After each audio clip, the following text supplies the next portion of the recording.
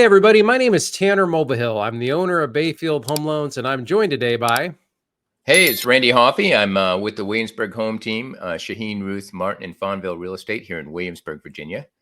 Well, Randy, So, it's a pleasure to have you on, and we're going to talk about Kingsmill, which is a very popular subdivision in Williamsburg, and good to have an expert like yourself on the show to kind of go over it. So let me go ahead and get our screen up, and we're going to talk about these properties that we got in Kingsmill. And I want to kick this one off with a 104, the green. So tell me, what am I looking at here? yeah, 104 The Green. These are very popular in Kingsmill. They go fast, just like this one did. 4 days on market, and or 5 days on market, and it actually sold above asking price at it was asking 585, went for 615. So these are very popular in Kingsmill. So, and as a novice, maybe driven through the neighborhood a time or two, and you obviously 1,000 times through the neighborhood, what is it Right. about this particular style that would allow for it to go 30K over list? What's driving that? Well, it's the location. These are in a prime location. They're close to the resort. They're a little bit newer. Okay. They're a little easier to maintain, and everything. So they're very popular, especially as either a second home or somebody downsizing Mm. from something a little bigger. If you want to be over in that area, you're going to be close to a lot of the amenities in the resort. So they're very popular. Some similar places that are popular to this would be, of course, Winster Fax, Littletown Quarter, or Harrops Glen, and then, of course, yeah, those are the ones that come to mind. Now, for a property like this, I see it is attached, to the home next to it. Is this going to be something where the maintenance will be taken care of for the owners? So, like the yard being mowed, or do they have that as well? Or No, it varies by parcel. They call them parcels in Kingsmill. okay, So typically, most of the exterior is the responsibility of the owner okay. in Kingsmill, and then there are some things that they will do, whether that be the siding, painting the siding, and things. Um, Yeah, it looks like clearly it went quick. 5 days on market, but it's interesting to me as like I said, looking in 5.1 over list and 5 days on the market. So that one went really fast. So all right. So for this particular property, let's see here where to go. This is 204 East Tazwell's Way, and this ended up going a little bit under list, listed for 749, went for 725. Talk to me a little bit about your thoughts on kind of this price point as we go from 6 to 7. Yeah, so this price point, and this isn't unique to Kingsmill. At this price point, we're seeing homes linger a little bit longer in the market again, and that's what's driving up days on market. It's a very nice home. Spent about 94 days on the market, but it did sell ultimately for fairly close to asking, Hmm. little bit down from the original list price of 749. It did wind up going for 725. So homes are moving at that price point, but just a little bit slower. You're looking at 30 to 60 days, and again, that's driving up the median days on market. And this is across Williamsburg, not just unique to Kingsmill. Yeah. One thing I was gonna ask you about that. So that could also be part of strategy on the list price, right? So if I list it on the upper end with you, or you present me a range of where you think a house should list, and I go, well, I want the one at the top. Well, then I probably need to be prepared for it to potentially sit a little bit longer too, unless it's really popping. Yeah, it's in order to move quickly, it's got to be fully updated, show really well. And we help with a lot of that. We do free staging for 30 days. We'll do a staging consultation. Nice. We'll Okay. do we'll do a pre-listing home inspection as well for free. It's included in our fee. And we will identify all the faults. You want to get all those corrected, and then maybe we can move it along a little faster, maybe get a little higher price. And then marketing, of course, is important. We do a lot to market homes in this price point. So all those can kind of influence, how quickly it moves, but there's only so much.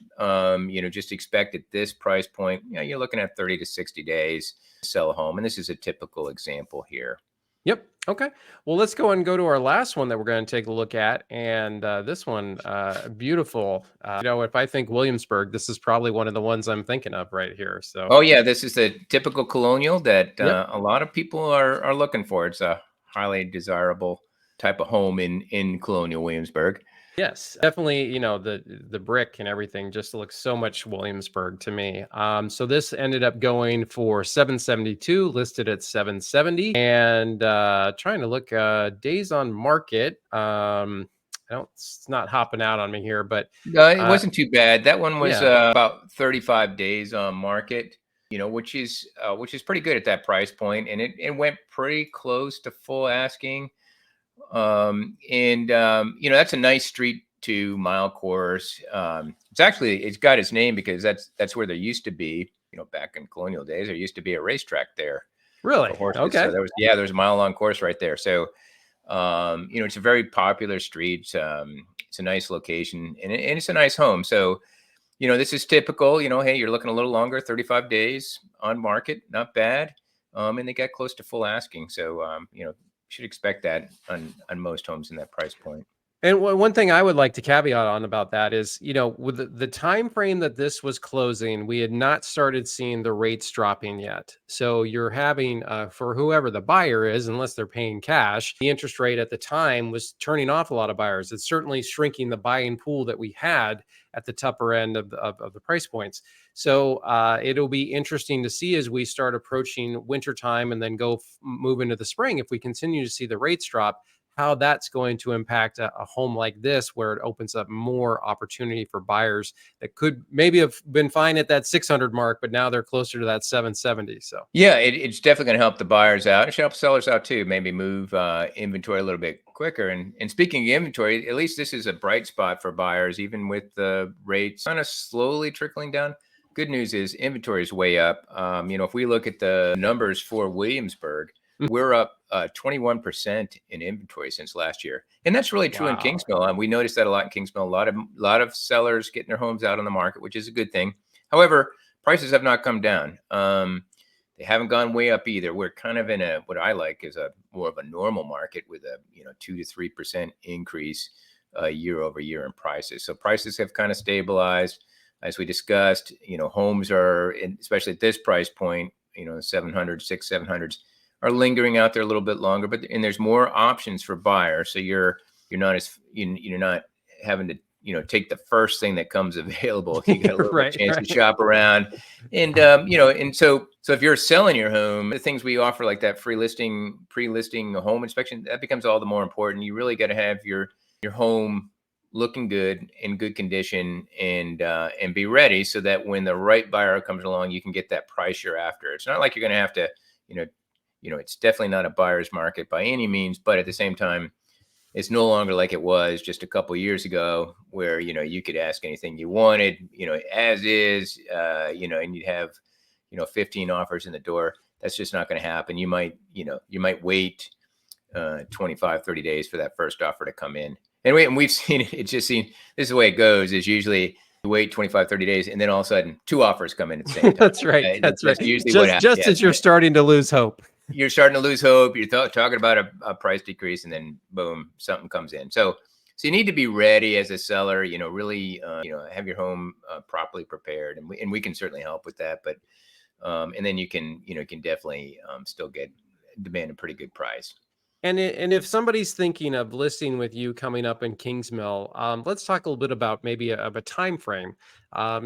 Historically, the wintertime isn't necessarily the best time to potentially list your home. But if somebody's watching this video, let's say January, if you're looking from your real estate cap, when would you want a house to hit the market to give yourself the best chance to get as much value? Well, I get this question a lot, and really, there is no bad time of year to list your Okay, home, with one perfect. exception. I'll just say, August. That last couple of weeks of August, everybody's taking that last vacation trip of the year, or they're making some other plans. They're trying to wrap things up. They're getting ready for school. If they got Yep. school age kids, they're probably like, we're going to hold off to the spring before. So you lose a lot of your buyer share there. But then it picks back up in September and kind of works its way through. And then, as you would expect, after Thanksgiving, the market dries up. A lot of people pull their homes off the market, but that I've sold homes for much more in December just because they were the only choice in town. So Yes. it just, I would say, would drive it by your circumstances. Now, if you're flexible and hey, I'm just downsizing or I'm just moving across town and I'm kind of flexible at the time, then you want to try to hit that spring market, which starts late January through about June. And that's when you're going to have the most buyers out there. Now you're going to have more inventory, but you just got a lot more activity. You have, you're hitting buyers from every segment. You got the young families or, medium age families that, okay, now they're going to make that, they're going to try to buy something in the spring, knowing that, hey, well, by the time we move into it, it'll be close to the end of the school year. It's not going to be that disruptive, and then we'll be ready for the following year. Or they'll wait till May or something, and then they'll be ready for one school year. And then you're going to hit all the people who are just transitioning to Williamsburg. So yeah, end of January towards late May, that's the optimum time. But having said that, it's really driven by your circumstances. There's pros and cons to every time of the year. That's for sure. And what a great point. I think we'll wrap it up there. If you're considering listing your home coming up, please reach out to Randy and all the services he'll be able to offer you, and he'll come in and give you the full presentation. Randy, any final thoughts for Kingsmill? Well, I would say likewise, if you're a buyer out there and you need some, you need to get your budget together, then reach out to Tanner. Kingsmill, great community, homes sell well in there. If you're a buyer, I can't think of a better place to live. It's close to historic Williamsburg. You're very close.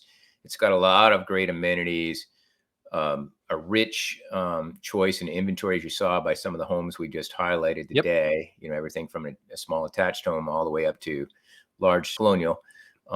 It's got so much going for it. So if you're thinking about Kingsmill, certainly reach out to us. And if you're thinking of selling, hey, let's have a conversation soon. Sounds good. Well, perfect. Randy, we'll be talking again next month for September market. We'll see how it goes for Kingsmill. All right. Thanks a lot. Talk to you soon.